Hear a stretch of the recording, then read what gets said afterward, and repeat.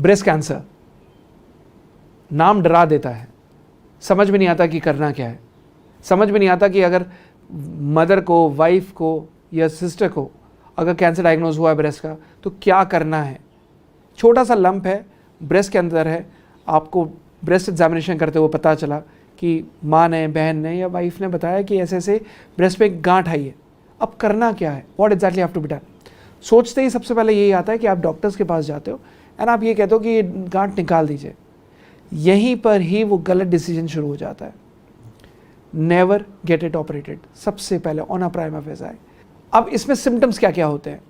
कोई भी एक गांठ जब ब्रेस्ट एग्जामिनेशन के टाइम पे डायग्नोज होती है तो वो अगर कोई भी लंप है, कोई भी मूवेबल है, पेनफुल है, पेनलेस है, या ऐसा लगता है कि छोटी सी दूध की गांठ जैसे लेडीज समझ लेती है कि ये दूध की गांठ है या पानी की गांठ है, even if it is normal cyst, इसको ऑपरेट नहीं कराना, बायोप्सी नहीं करानी। सबसे पहले अगर डायग्नोज हुआ है तो get an ultrasound breast done. एक अल्ट्रासाउंड ब्रेस्ट कराया जहाँ पर आपको पता चल गया कि छाती में लंप है।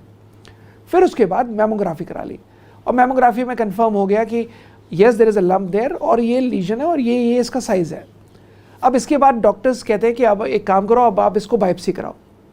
याद रखिए, बायोप्सी सबसे पहले नहीं करानी चाहिए, क्योंकि बायोप्सी में होता क्या है कि एक टिश्यू होता है, जैसे सुई जाती है और उसमें जो टिश्यू होता है वो टिश्यू लिया जाता है, एक टुकड़ा है, उसका एक पीस है, वो पीस निकाल कर लिया जाता है और उसको जांच कराने भेजा जाता है।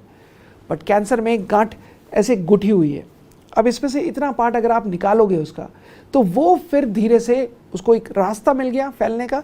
जैसे ही उसका रास्ता निकला वो फैलना शुरू हो गया, उसके सेल चारों तरफ फैलने शुरू हो जाएंगे और धीरे धीरे करके कैंसर मेटास्टासाइज कर जाता है। देखा यह गया है कि जब भी लोगों ने बायोप्सी कराई है कैंसर में, लंग्स में, लिवर में, बोन्स में, ब्रेन में मेटास्टासिस होनी शुरू हो जाती है। डॉक्टर्स नहीं मानते इसको, नकार देते हैं, कि डिसरिगार्ड कर देते हैं। But I am talking about experience. अगर 100 मरीज़ देखता हूँ पर डे के तो मुझे पता है, या जितने भी मरीज़ देखता हूँ मुझे पता है कि जितने भी मरीज़ों में बायोप्सी कराई गई है, हर मरीज़ ने आकर अपने एक्सपीरियंस में यही शेयर किया है कि बायोप्सी कराने के बाद बीमारी फैल गई। बायोप्सी कराने के बाद इमीडिएट ही उसको दर्द बढ़ना शुरू हो गया, उसकी बीमारी फैलनी शुरू हो गई और पेन बढ़ना शुरू हो गया और सिम्टम्स आने शुरू हो गए, भूख खत्म हो गई, कमज़ोरी आने लगी। बिना बायोप्सी कराए उससे पहले तक ना कमज़ोरी थी, ना दर्द था, ना भूख खत्म हुई थी। तो आइडियली अगर कराना भी है, डॉक्टर्स स्ट्रेस आउट कर रहे हैं, तो आपको क्या करना है। FNAC, fine needle aspiration cytology, एक सुई से भी पतली नीडल होती है जो आप उस गांठ में से पानी निकालकर उसको कल्चर के लिए भेजते हैं, साइटोलॉजी रिपोर्ट के लिए भेजते हैं। कराना है तो FNAC टेस्ट करा लो।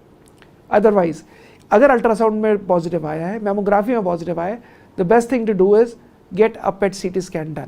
एक पेट CT स्कैन करा लीजिए।